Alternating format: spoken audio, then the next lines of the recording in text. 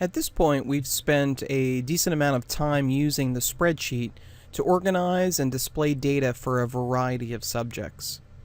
We've also utilized a number of its built-in functions in order to perform calculations on our data. These are important uses of a spreadsheet. However, many individuals, businesses, and organizations typically look to do a little bit more with their data. Though it is informative to have all your data organized in a spreadsheet, it is often more beneficial to make future decisions based on that data. This is referred to as analysis. At the time of this recording, analytics is a buzzword, which means it is heavily used, and for a good reason. Many businesses and organizations rely on analytics in order to make decisions for the future. The data in your spreadsheet can be the foundation of your analytics.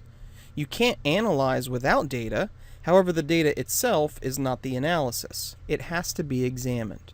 There are a number of tools built into many spreadsheets that help one analyze data. One of these is called the pivot table. A pivot table is a powerful tool that allows you to summarize, explore, and report various collections of data in an interactive manner. Why don't we take a look? For this lesson, I've prepared two sets of data that might look somewhat similar to other sets of data that we've seen before. The first is a summary of uniform shirt orders. This might be the data from a business that supplies private schools with school uniform shirts. Here in a spreadsheet, they've tracked their orders. This is a good thing because you can keep and organize your data in a nice format. But it's also good for analysis. For example, what if the president of the business asked his business manager to give him a report of shirt sales by source? Could the business manager use the data to provide the president this report? Sure. In fact, he could do it in a number of different ways. He could use a calculator to add up all the sales for each source. Or perhaps he could add a few columns to this sheet, or maybe another sheet that would add these up and organize the information. He could do that. Or he could use a pivot table. Let's examine how. First, like in many other applications, let's select the data for which the pivot table will be built. Here I'm going to select all the order rows, including the header row. The header row is what we call the first row that contains all the column labels. So here I'm going to scroll down and select all my order rows. Next, I'm going to find the pivot table feature.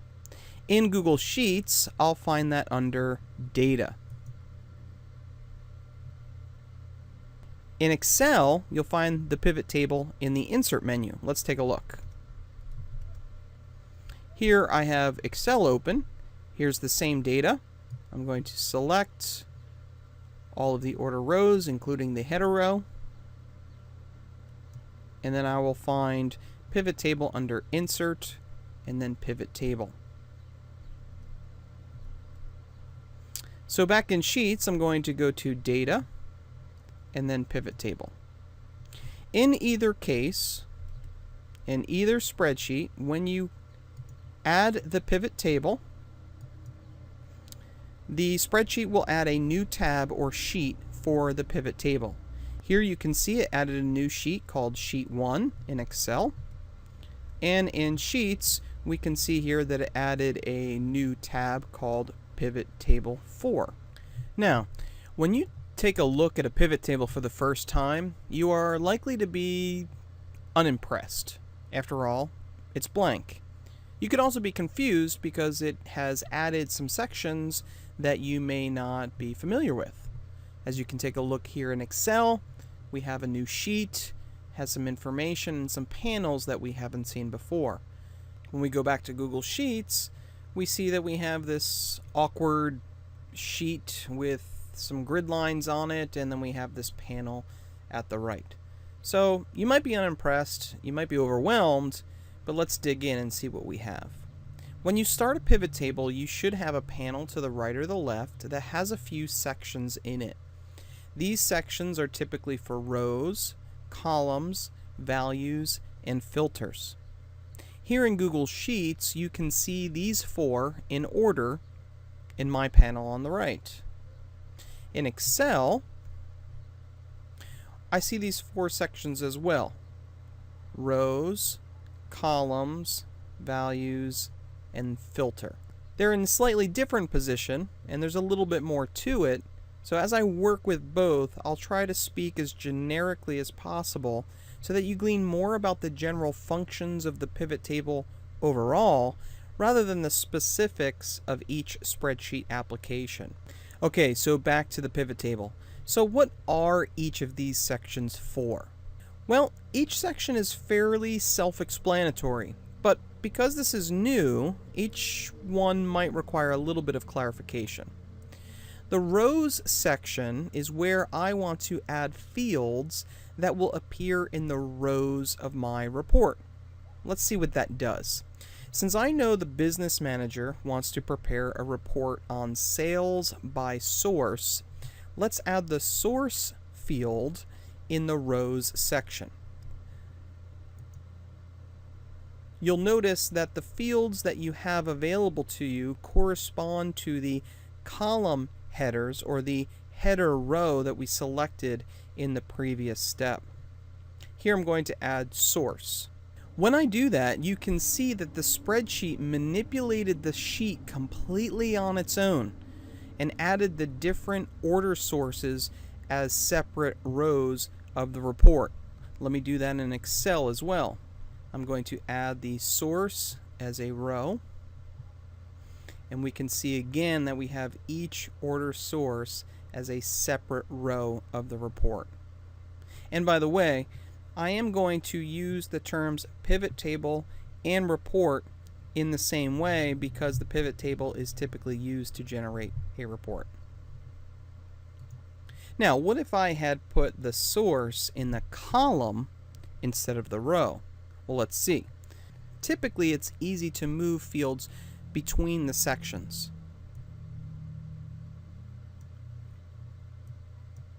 Here I've moved the source to the columns, and we can see now that instead of in the rows, each order source is in a separate column.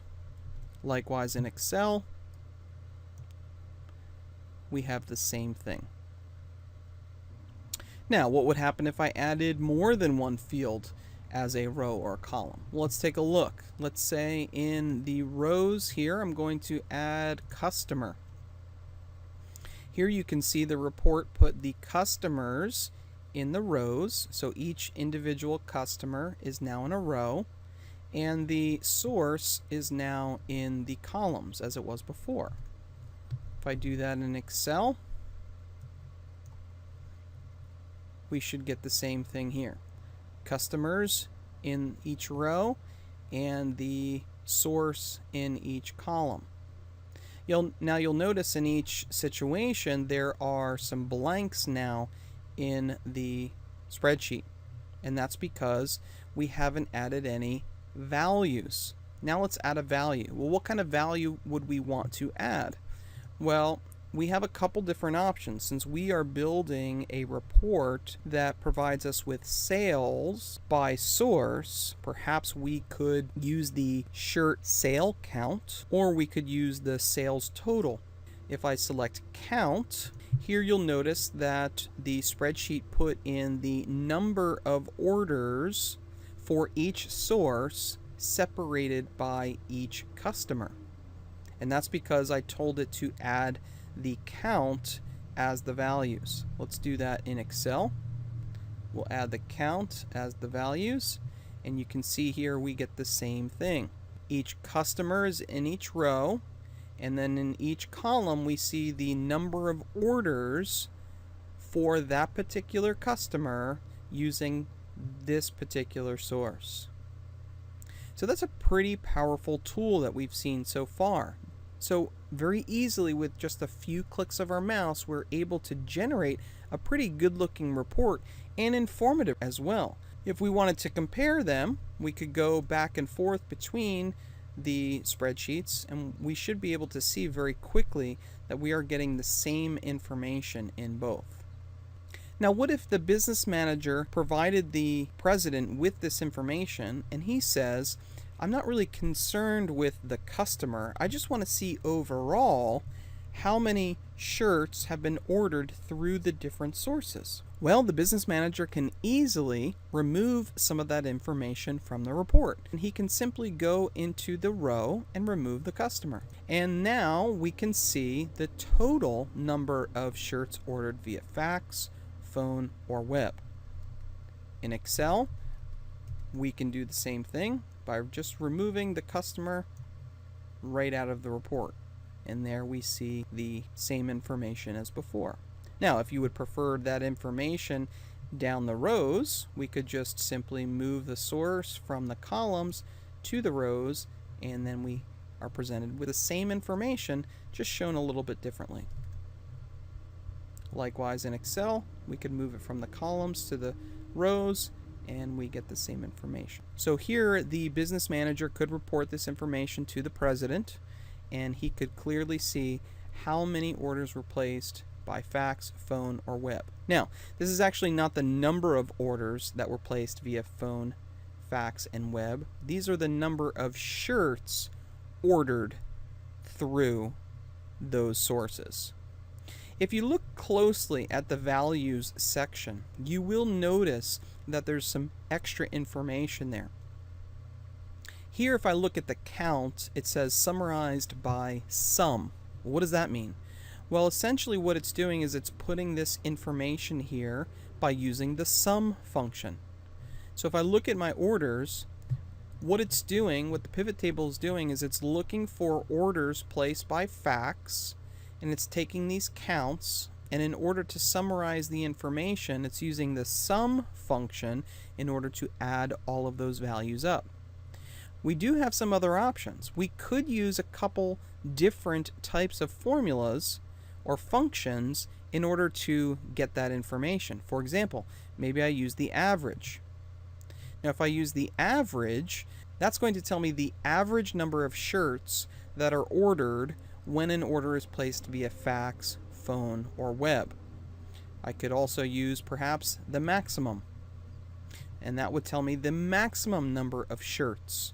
So you have a lot of different options, and the option that you choose really depends on the type of report that you're trying to prepare. Now, what if we wanted to add some more information? What if we did want the customer information? Well, we could simply put that back. We could put the customer in the columns if we wanted to, and here we could see that it's separated by columns. But we could also, watch this, we could also put the customer in the same section. We could put them in the rows. And then you can see here that the pivot table of the report has manipulated the spreadsheet again. In the first column we have our source, and in the second column we have our customer. Well, what if I change that? What if I put the customer before the source? Well, as you can see here, it's going to put the customer in the first column, and it's going to put the source in the second column. Using this report, I could see each customer, and I could see their particular number of shirts ordered via fax, phone, and web. Well, what if I didn't want the number of, let's say, shirts? I wanted the actual total sales. Well, I could easily get rid of the count, and instead of the count, let's do the total. And here I could see how much each customer has actually spent when placing orders via fax, phone, and web.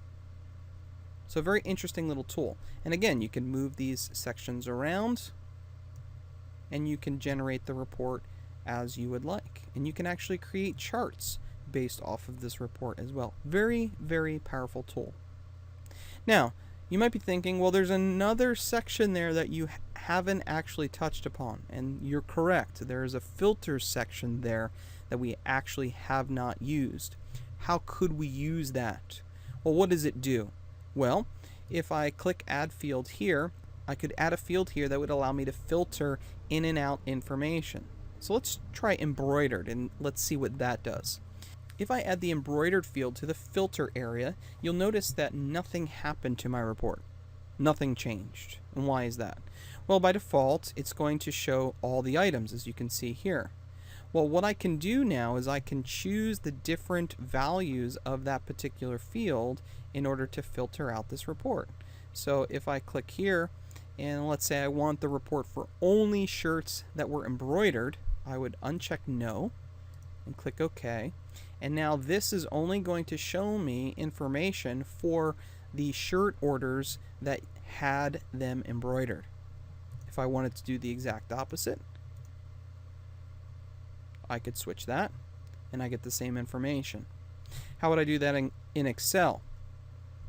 Well, let's go over there and mimic everything that we have over here. We have the source, notice, in the columns, so we're going to put that over here in the columns. We have no count anymore, but we have total. And you'll notice in Excel, it's very smart. It throws it right into the values area. In the rows, we're going to have the customer. So let's put the customer in the row. And in the filter, we want embroidered. So we're going to put that in the embroidered area. And here we are going to see, if we click on that, we have some interesting information here.